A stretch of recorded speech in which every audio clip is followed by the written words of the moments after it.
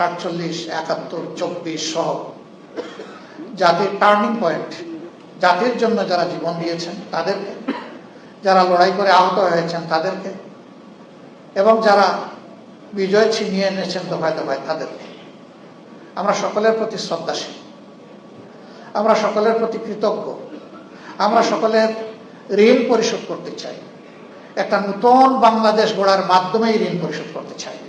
আমরা 54 বৎসরের রাজনীতির যে ঘুণে ধরা অবস্থা, এটা থেকে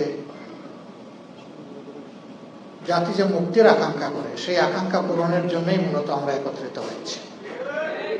আমরা ওই পুরানা রাজনীতিটা আর চাই না, যেই রাজনীতি ফেসিবাদ হয়ে জাতির গাড়ি চেপে বসে, ও রাজনীতি আমরা একেবারেই চাই না।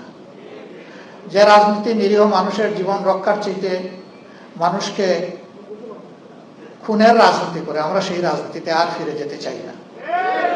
আমরা দুর্নীতি এবং চাঁদাবাজিতে লিপ্ত যে রাজনীতি, সেই রাজনীতি আমরা আর দেখতে চাই না। আমরা সত্যিকার অর্থে জন আকাঙ্ক্ষা এবং বিশেষভাবে আমাদের তরুণদের আকাঙ্ক্ষার বাংলাদেশটাই দেখতে চাই। সেই বাংলাদেশটা গড়ার জন্যই আমাদের এই অন্তর্ভুক্তিমূলক আয়োজন।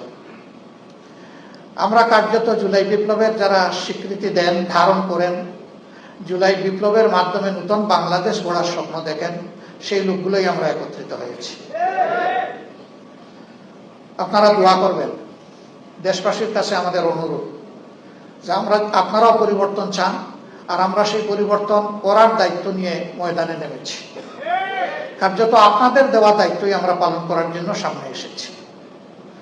আমরা আশা করব যে আপনারা সব কিছু দিয়ে আমাদের পাশে থাকবেন, সমর্থন যোগাবেন, ভালোবাসবেন এবং জনগণের বিজয়টা আপনারা নিশ্চিত করবেন। অতীতের মতো কোনো নির্বাচনী ইঞ্জিনিয়ারিং আমরা দেখতে চাই না, এবং আসলে আমরা একবারই এটা বরদাস্ত করব না ইনশাআল্লাহ। যে কোনো ধরনের কারচুপি, ভোট ডাকাতি এবং ভোট ইঞ্জিনিয়ারিং এর বিরুদ্ধে, ম্যানুভারিং এর বিরুদ্ধে আমাদের অবস্থান হবে স্পষ্ট।